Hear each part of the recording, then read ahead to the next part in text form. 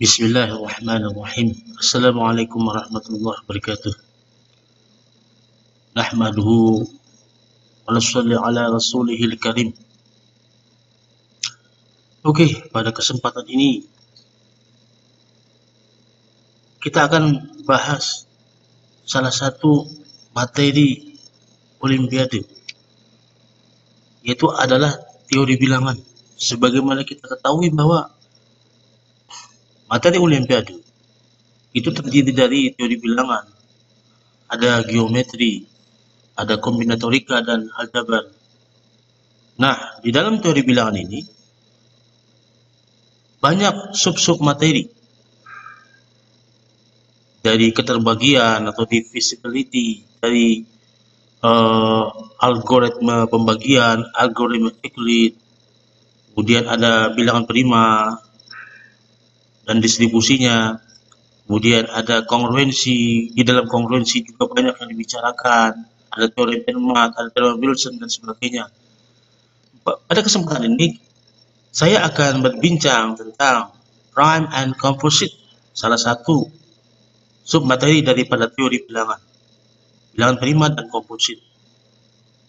Bicara tentang bilangan prima dan bilangan komposit juga begitu luas, tapi kali ini saya akan berbicara hanya sedikit saja tentang bilangan prima dan komposit.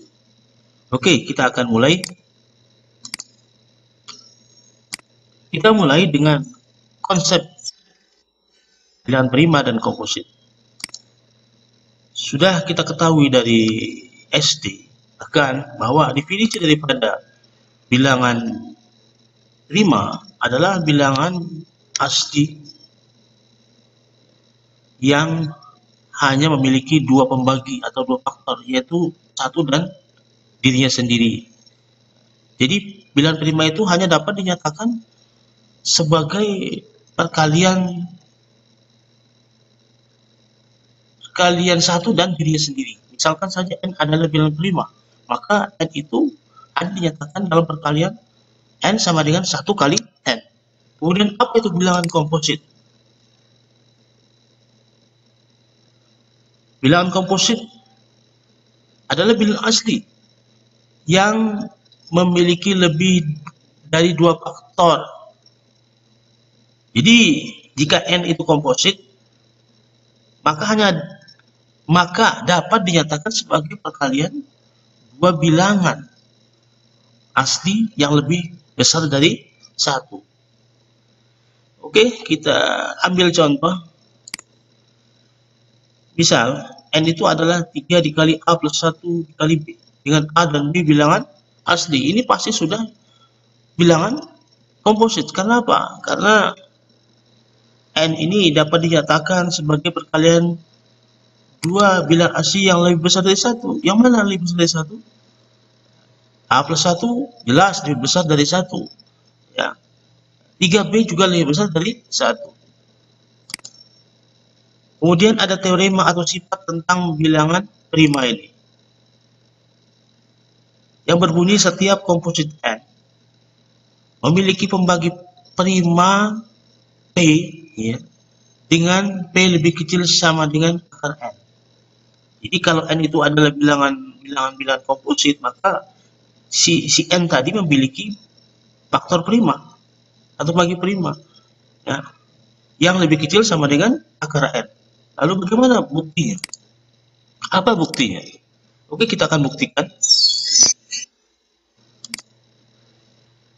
Karena si n tadi itu adalah komposit, maka n tadi dapat dinyatakan sebagai perkalian dua bilangan bulat positif yang lebih besar dari satu. Katakanlah A dan B. Maka n sama dengan A kali B.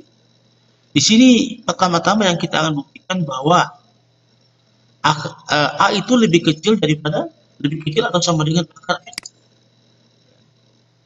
Tanpa mengurangi keumuman, kita bisa asumsikan satu lebih kecil A, A lebih kecil sama dengan B, B lebih kecil N. Kemudian pertama-tama kita akan buktikan bahwa A itu lebih kecil sama dengan akar N. Untuk membuktikan ini, Saya di sini menggunakan metode kontradiksi. Misalnya, diandaikan A itu lebih besar akar N. Kalau si A tadi lebih besar dari akar N, sedangkan si B tadi lebih besar sama dengan A, maka sudah pasti B itu juga lebih besar akar N. Sehingga diperoleh A dikali B lebih besar akar N kali akar N. Itu sama dengan N. Dan kita ketahui bahwa A kali B tadi adalah N. Maka terdapat sebuah pernyataan. Kita dapatkan sebuah pernyataan N lebih besar dari N. Ini adalah suatu kemustahilan atau disebut dengan suatu kontradiksi. Maka yang benar adalah negasinya. Negasi yang diandaikan tadi. Tadi diandaikan A lebih besar akar N, dan ternyata pernyataan itu salah, maka yang benar adalah negasinya. Yaitu apa? A lebih kecil sama dengan akar N. Dan selanjutnya kita akan buktikan bahwa faktor prima dari A ini tentunya lebih besar daripada lebih kecil sama dengan akar N. Kita tahu tadi bahwa A ini adalah bilangan bulat positif yang lebih besar dari 1, maka kita bisa mengambil faktor prima A. Faktor prima A. Nah, tentu faktor prima ini mestilah lebih kecil 1 sama dengan A. Karena tadi A lebih kecil sama dengan akar N, ya.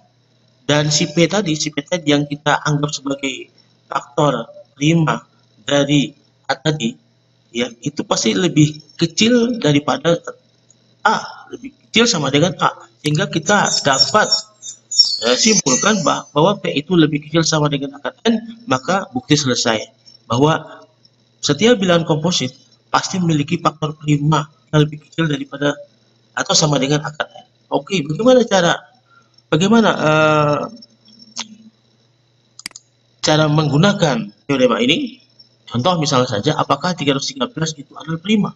Bagaimana cara mengeceknya dengan menggunakan teorema ini? Pertama-tama kita hitung dulu, ya, bilangan bulat terbesar, ya, yang lebih kecil daripada akar 313. Cek, ya, sama dengan 17, karena 17 kuadrat lebih kecil 313, sedangkan 313 itu lebih kecil daripada 18 kuadrat. Maka semua bilangan prima yang lebih kecil sama dengan 17 ini, kita cek apakah membagi 313. Kalau seandainya bilangan-bilangan prima ini, ya, membagi 313 atau salah satunya saja membagi 313, maka kita simpulkan bahwa 313 ini adalah bilangan komposit. Kalau seandainya tidak ada satupun di antara bilangan-bilangan prima ini yang membagi 313, maka disimpulkan bahwa 313 ini adalah bilangan apa? Bilangan prima. Karena tadi menurut teoremanya bahwa setiap bilangan, jadi semua bilangan komposit pasti mempunyai faktor prima yang lebih kecil sama dengan akar N. Setelah dicek, jelas bahwa bilangan-bilangan prima ini bukanlah membagi 313, maka kita simpulkan apa? Bahwa 313 ini adalah bilangan prima. Kemudian selanjutnya, sebuah teorema, sebuah sifat berkaitan dengan bilangan prima. Nah, kalau membuktikan teorema ini, kita butuh sebuah lema, namanya lema Euclid. Teorema ini berbunyi, jika P prima dan P membagi A kali B, maka P membagi A atau P membagi B. Jadi untuk membuktikan teorema ini, kita perlu sebuah lema. Apa itu? Lema Euclid. Apa bunyi lema Euclid? Kita ingatkan kembali, apa itu lema Euclid? Jika A dan B dan C adalah bilangan bulat, ya, sedangkan A dan B itu adalah relatif prima. Relatif prima maksudnya adalah greatest common divisor-nya. FPB dari A dan B itu adalah 1. Sedangkan sedangkan A itu membagi B kali C. Maka jadi A tadi adalah membagi B kali C. Sedangkan A dan B itu saling prima atau relatif prima. Jadi A membagi B kali C. Sedangkan A dan B itu relatif prima. Maka dapat disimpulkan A membagi C. Itu adalah bunyi daripada lemma Euclid. Oke, kita akan gunakan itu untuk membuktikan teorema ini.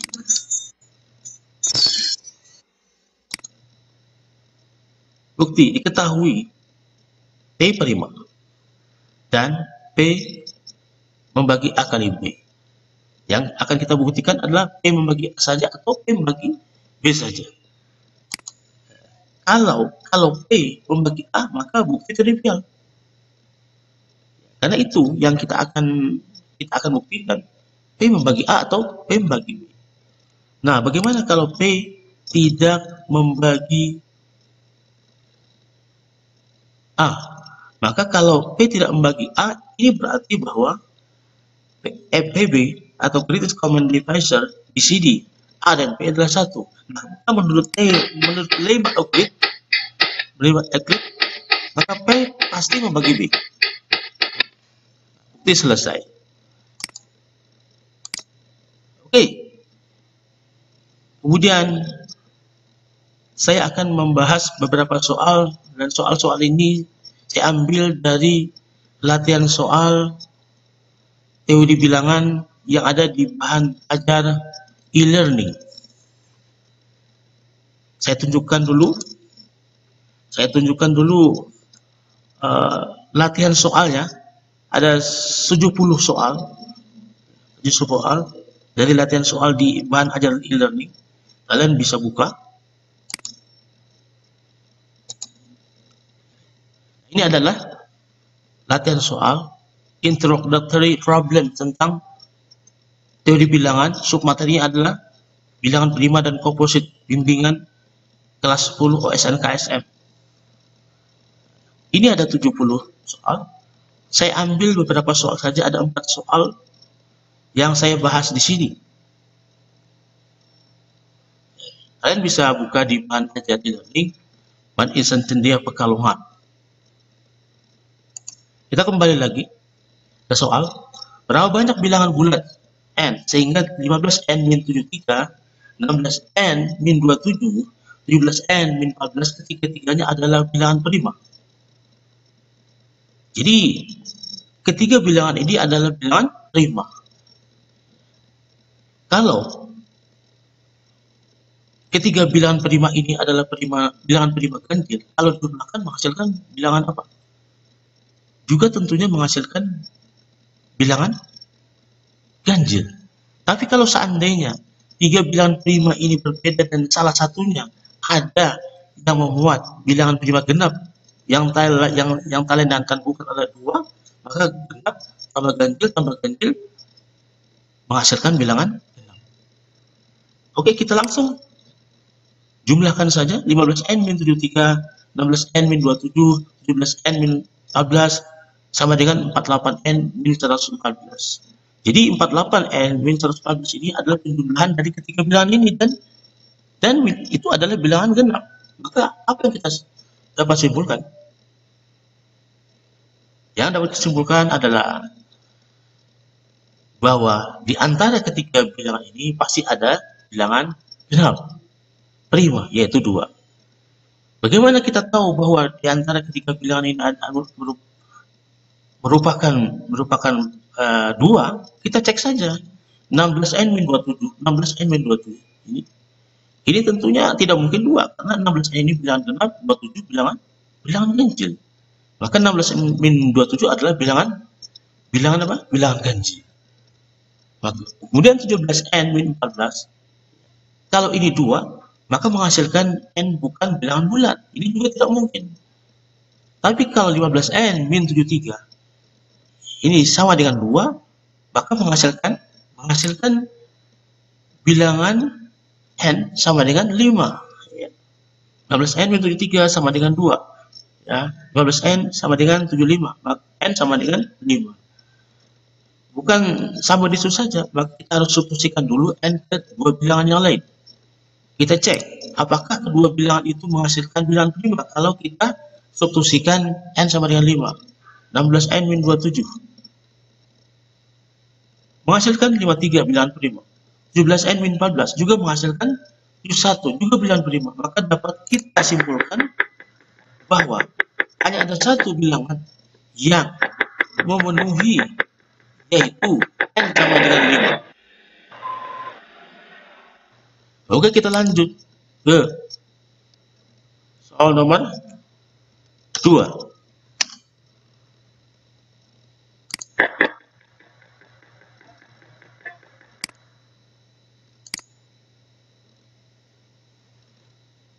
Tentukan prima terkecil yang tak membagi. Bukan prima terkecil yang tidak membagi semua bilangan 5 digit dengan digit-digit membentuk barisan naik. Ya. Tentukan prima terkecil yang tak membagi semua bilangan 5 digit dengan digit-digit membentuk barisan naik.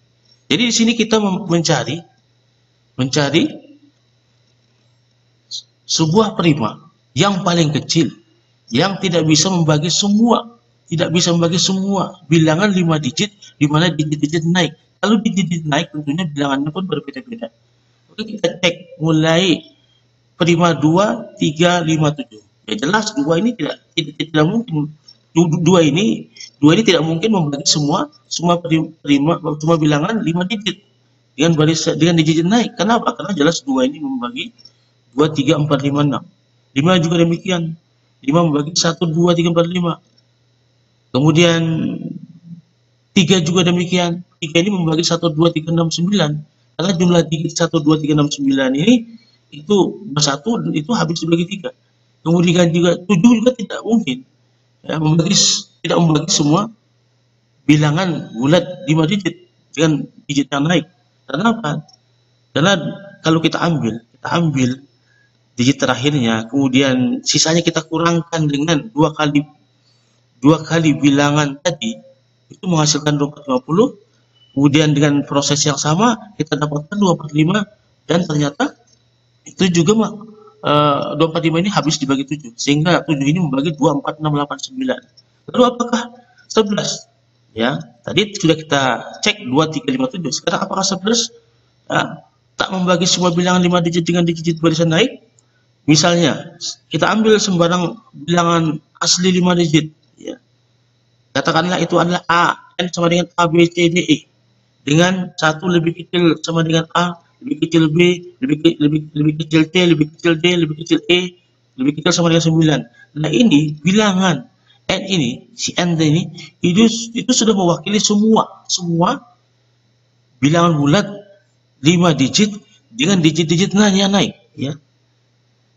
Nah sekarang untuk mengecek apakah 11 ini tak membagi semua bilangan 5 digit, ya, dengan digit yang naik tadi, maka kita cukup mengecek apakah A min B plus C min D plus E tadi. Jadi A selang-seling A min B plus C min D plus E ini habis dibagi 11. Jadi A min B plus C min D plus E. Kita susun saja A min B plus C min D plus E ini menjadi A plus C min B plus E min D. Kenapa disusun demikian? Ya. Karena C ini lebih besar daripada B, E lebih besar daripada D, maka pasti C min B, E min D adalah bilangan positif.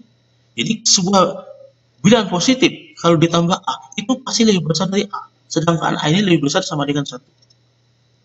Jadi A min B plus C min D plus E ini adalah suatu bilangan yang lebih besar dari 1. Pasti itu.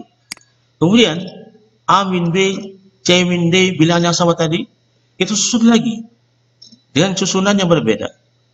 Sekarang E yang di depan. Ya, E plus A min B plus C min D. Kenapa lebih kecil dari E? Karena A ini lebih kecil dari B, karena C lebih kecil dari D, maka A min B ini bilangan negatif, C min D bilangan bulat negatif. Bilangan E ditambah suatu bilangan negatif, pasti itu lebih kecil dari E. sedangkan E tadi lebih kecil sama dengan 9. Maka kita dapat simpulkan bahwa A min B plus C min D plus E itu pasti lebih kecil 9.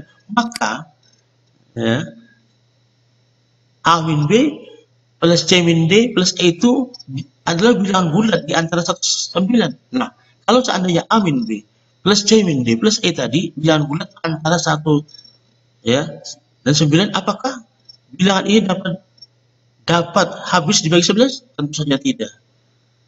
Jadi kita dapat simpulkan bahwa Cn tadi itu adalah bilangan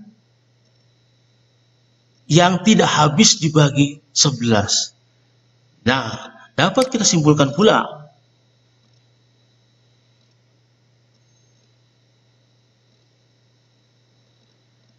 bahwa semua bilangan 5 digit dengan digit-digit dengan barisan naik itu tidak habis dibagi 11. Jadi prima terkecilnya adalah 11. Oke, kita lanjutkan ke pembahasan soal berikutnya. Berapa banyak bilangan asli N lebih kecil sama dengan 219 yang dapat dinyatakan sebagai N sama dengan X plus Y untuk suatu bilangan asli X dan Y yang memenuhi X kurang Y urutan prima, X Y kuadrat sempurna. Yuk, coba perhatikan di sini bahwa X min Y ini prima, X Y ini kuadrat sempurna. Nah, kalau kita bisa membuktikan bahwa ya, FPB dari X dan Y itu adalah 1, atau X dan Y ini adalah relatif prima, maka kita bisa menyatakan X ini sebagai bilangan kuadrat sempurna dan Y juga bilangan kuadrat sempurna. Nah, jadi kita harus buktikan bahwa X dan Y itu adalah relatif prima berdasarkan keterangan bahwa X min Y ini prima. Oke, diketahui X min Y prima, apakah FPB X dan Y atau GCD X dan Y itu adalah 1?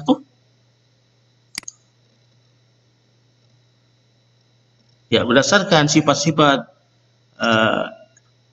GCD, ya GCD bahwa GCD X min Y, GCD X min Y ya dan Y itu sama saja dengan GCD X dan Y. Y habis membagi Y ya, sehingga GCD X min Y dan Y ini adalah sama dengan GCD X Y. Karena X min Y ini prima, ya kan? X min Y ini prima, maka pasti bahwa GCD X min Y, Y adalah 1.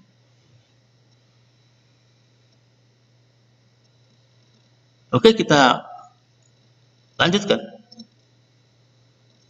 Karena tadi GCD X dan Y isi 1 dan X Y ini adalah kuadrat sempurna, perfect square, maka kita dapatkan adalah X ini merupakan kuadrat sempurna, X kuadrat sempurna. Ya, saya misalkan di sini X sama dengan Y kuadrat, Y sama dengan K kuadrat. J dan K itu adalah suatu bilangan bulat.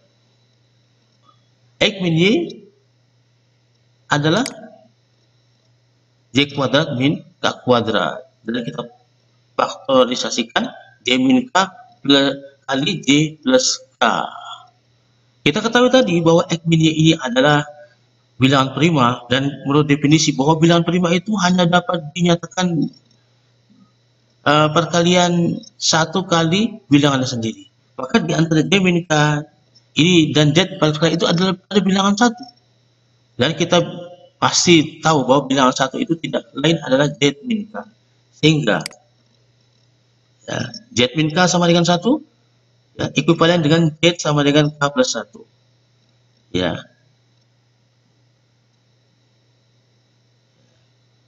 Jadi tadi J sama dengan K plus 1. Maka N berapa? Kita ketahui tadi N itu adalah X plus Y. Sedangkan tadi X-nya itu adalah berapa tadi X-nya? Z kuadrat. Y-nya adalah K kuadrat. Maka N sama dengan K plus 1 kuadrat plus K kuadrat. Nah, ini menurut soal bahwa N ini harus lebih kecil sama dengan 219. Maka kita bisa mencari nilai K-nya. Apa nilai K-nya? Berapa nilai K-nya? Di sini yang memenuhi tentunya adalah ya, ada 31 nilai K yang memenuhi, karena K maksimumnya 31. Tetapi di sini kita ketahui pula bahwa X min Y ini adalah bilangan prima. Nah, K plus 1 kuadrat min K kuadrat sendiri 2K plus 1. Ini prima. Maka kalau demikian, bilangan prima X min Y di sini itu harus bilangan ganjil, 2K plus 1. Maka dari 2K plus 1 ini kita dapat pilih bilangan prima mana saja yang memenuhi.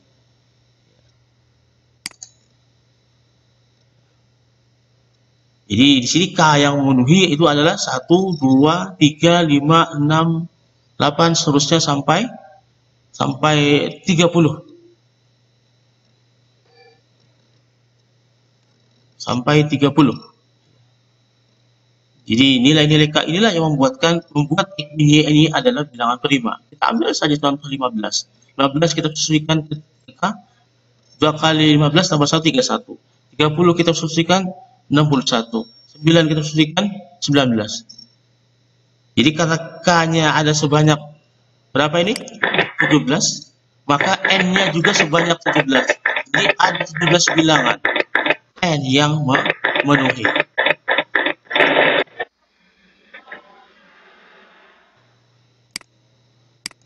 Ya, kita ambil contoh saja. Kalau kita ambil K-nya sama dengan 11, maka N-nya adalah 265. X, Y-nya kuadrat sempurna jelas. 12 kuadrat kali 11 kuadrat. Kemudian X min Y-nya gimana? Itu harus prima. Sama dengan 12 kuadrat min 11 kuadrat sama dengan 23. Itu bilangan prima. Oke, lanjut lagi. Ini adalah Oke, kita lanjutkan pembahasan soal berikutnya. Hard problem, soal yang sulit. Tentukan semua prima P sehingga 2 pangkat P min 1 per P merupakan kuadrat sempurna. Jadi di sini kita diminta untuk mencari nilai P yang mengakibatkan 2 pangkat P min 1 per P itu adalah kuadrat sempurna. Kita bagi menjadi 2 kasus. Kasus yang pertama, P bilangan prima genap, yaitu P sama dengan 2. Nah, jika P sama dengan 2, maka 2 pangkat P min 1 per P sama dengan setengah. Dan ini bukanlah bilangan kuadrat sempurna, bahkan bukan bilangan bulat. Kemudian kasus kedua, jika P sama dengan 2, jika P lebih besar daripada 2, karena P tadi adalah bilangan prima, maka P-nya pasti ganjil. Maka P min 1 pasti adalah bilangan genap. Akibatnya 2 pangkat P min 1 dapat difaktorkan menjadi 2 pangkat P min 1 per 2 min 1 dikali 2 pangkat P min 1 per 2 plus 1. Ingat, rumus A kuadrat min B kuadrat sama dengan A plus B kali A min B. Perhatikan di sini, kedua bilangan ini yaitu 2 pangkat P min 1 per 2 min 1 dan 2 pangkat P min 1 per 2 plus 1 adalah dua bilangan yang saling prima. Dari mana tahunya? Perhatikan di sini, 2 pangkat P min 1 per 2 min 1 adalah bilangan ganjil. Demikian juga 2 pangkat P min 1 per 2 plus 1 adalah bilangan ganjil. Dan mereka ini adalah dua bilangan ganjil yang berurutan. Karena dua bilangan ganjil yang berurutan, maka GCD-nya itu pasti 1. Nah, kemudian karena GCD-nya sama dengan 1, menurut teorema yang kita paparkan di awal tadi, mengakibatkan P tadi membagi 2 pangkat P min 1 per 2 plus 1 saja, atau P membagi 2 pangkat P min 1 per 2 min 1 saja. Oleh karena itu, kita bisa bagi jadi 2 kasus masalah ini. Kasus pertama adalah P membagi 2 pangkat P min 1 per 2 plus 1 saja. Yang kedua adalah, kasus kedua adalah P membagi 2 pangkat P min 1 per 2 min 1. Kita mulai dengan kasus pertama. Kasus pertama yaitu P membagi 2 pangkat P min 1 per 2 plus 1. Nah, karena tadi kita sudah ketahui bahwa JCD 2 pangkat P-1 per 2 plus 1 dengan 2 pangkat P-1 per 2 min 1 adalah 1 atau mereka adalah relatif prima, dan P tadi membagi 2 pangkat P-1 per 2 plus 1, maka 2 pangkat P-1 per 2 plus 1 per P ini adalah faktor daripada 2 pangkat P-1 per 2 plus 1. Akibatnya, ya, 2 pangkat P-1 per 2 plus 1 per P dan 2 pangkat 2 P-1 per 2 min 1 juga relatif prima atau disediakan sama dengan 1. Di awal juga sudah diketahui bahwa di dalam soal dikatakan bahwa 2 pangkat P-1 min 1 per P itu adalah kuadrat sempurna, dan nilainya itu pun sama dengan 2 pangkat P-1 per 2 plus 1 per P dikali 2 pangkat P-1 per 2 min 1, ya. Maka bilangan ini, jadi bilangan ini itu adalah kuadrat sempurna. Karena di sini kedua bilangan ini adalah 1, maka masing-masing 2 pangkat 2 P-1 per 2 plus 1 per P dan 2 pangkat P-1 per 2 min 1 adalah juga kuadrat sempurna. Jadi 2 pangkat P-1 per 2 plus 1 per P dikali 2 pangkat P-1 per 2 min 1 kuadrat sempurna, dan JCD 2 pangkat P-1 per 2 plus 1 per P 2 pangkat P-1 per 2 min 1 adalah 1 sama dengan 1, maka dapat disimpulkan bahwa kedua bilangan ini, yaitu 2 pangkat P-1 per 2 plus 1 per P dan 2 pangkat P-1 per 2 min 1 adalah juga kuadrat sempurna. Kita ambil salah satunya saja, yaitu 2 pangkat P-1 per 2 min 1. 2 pangkat P-1 per 2 min 1, ya, itu adalah kuadrat sempurna. Itu dapat dinyatakan sebagai 2K plus 1 kuadrat. Kenapa? Karena di sebelah kiri, di ruas kiri ini, yaitu 2 pangkat P-1 per 2 min 1 adalah bilangan ganjil. Maka oleh karena itu 2 pangkat P-1 per 2 min 1 tadi itu dapat dinyatakan dalam 2K plus 1 kuadrat. Kita gambarkan saja 4K kuadrat plus 4K plus 1 sama dengan 4K kali K plus 1. Perhatikan di sini. Kalau andai saja P-nya ini lebih besar daripada 3, ya. Jadi di ruas kanan ini adalah 2 pangkat P-1 per 2 min 1, di ruas kiri adalah 4K plus 1 plus 1, jadi berbentuk 4M plus 1. Andai kalau P tadi lebih besar daripada 3, yaitu P tadi bisa 7, 11 dan seterusnya, pokoknya P5 lebih besar daripada 3, maka akibatkan 2 pangkat P-1 per 2 ini adalah habis dibagi 4, sehingga berbentuk apa? 2 pangkat P-1 per 2 min 1 berbentuk 4J min 1, ya kan?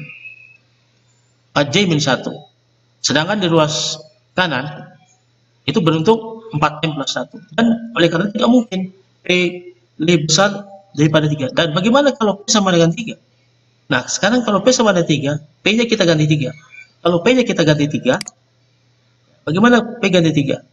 2 pangkat 3 min 1 per 2 min 1, 2 pangkat 1 kurang 1, 1. Luas kiri. Di sebelah kanan, kalau K-nya saya ganti dengan substitusikan dengan 0, juga 1. Oleh karena itu, yang memenuhi adalah P sama dengan 3. Kemudian, kita tinjau kasus kedua. Ini juga sama alasannya. Kasus kedua adalah P membagi 2 pangkat P-1 per 2 min 1. Ya. JCD kedua bilangan ini yaitu 2 pangkat P-1 per 2 min 1 per P dengan 2 pangkat P-1 per 2 plus 1 dan 1 sama dengan alasan dengan kasus pertama. Karena 2 pangkat P-1 per 2 min 1 dikali P per P dikali 2 pangkat P-1 per 2 plus 1 itu adalah kuadrat sempurna, ya. Sudah kita ketahui di awal bahwa 2 pangkat P-1 per P itu adalah kuadrat sempurna, dan 2 pangkat P-1 per P itu adalah sama dengan perkalian kedua bilangan ini, dan perkalian kedua bilangan ini adalah kuadrat sempurna dan DCD-nya sama dengan 1, maka sama dengan alasan dengan kasus pertama tadi, akibatkan kedua bilangan ini pun juga kuadrat sempurna. Kita ambil salah satunya saja, yaitu 2 pangkat P-1 per 2 plus 1 sama dengan kuadrat sempurna. Ya, sama dengan 2K plus 1 kuadrat. Kenapa? Karena di luas kirinya pun adalah bilangan ganjil. Kita uraikan saja, kita ekspansi saja, gambarkan 4K kuadrat plus 4K plus 1, ditulis 4K kali K plus 1 plus 1. Kemudian kita cancel 1, luas kiri luas kanan, sehingga mengakibatkan 2 pangkat P-1 per 2 sama dengan 4K K plus 1. Perhatikan di sini. Ya, K ini bisa kita bagi menjadi 2 kasus. Untuk K lebih besar daripada 1 dan untuk K sama dengan 1. Karena kalau K sama dengan 0 tidak mungkin. Kalau K sama dengan 0 mengakibatkan luas kanan sama dengan 0, sedangkan luas kiri tidak mungkin 0. Nah, kalau K lebih besar daripada 1, akibatnya apa? Maka 4K K plus 1 itu memiliki faktor ganjil yang lebih besar dari 1. Faktor ganjil yang lebih besar dari 1. Ya. Dan di ruas kiri tidak mungkin memiliki faktor ganjil yang lebih besar dari 1. Karena basisnya di sini adalah 2. Oleh karena itu, untuk K lebih besar dari 1 tidak mungkin. Mustahil. Oleh karena itu, kita bisa cek saja untuk K sama dengan 1. Oke, kalau K sama dengan 1, 4 kali 1 kali 2 sama dengan 8. Dan 8 ini adalah bilangan berpangkat dengan basis 2, yaitu 2 pangkat 3. Jadi akibatnya apa? 2 pangkat P-1 per 2, yang untuk sama dengan 1 kan sama dengan 8. 8 sama dengan 2 pangkat 3. Karena basisnya sudah sama, yaitu 2, maka pangkatnya pun sama, yaitu P-1 per 2 sama dengan 3. Akibatnya, dengan menyelesaikan persamaan ini, kita peroleh P sama dengan 7. Dan di akhir pembahasan ini kita simpulkan bahwa hanya 2 bilangan prima yang memenuhi. Hanya 2 bilangan prima yang memenuhi, ya, hanya 2 bilangan prima yang memenuhi sehingga 2 pangkat P-1 per P adalah kuadrat sempurna, yaitu 3 dan 7. Demikian pembahasan untuk kali ini. Untuk selanjutnya silahkan download bahan ajar di e-learning. Di situ saya share latihan-latihan soal tentang teori bilangan dari disability, ya, keterbagian, ya, sampai materi terakhir, yaitu tentang fungsi teoretikal, ya. Dan salah satunya di situ ada latihan soal tentang bilangan prima dan komposit, dan ada 70 soal. 4 soal sudah saya kerjakan, silahkan dikerjakan 66 soal yang lain. Assalamualaikum warahmatullahi wabarakatuh.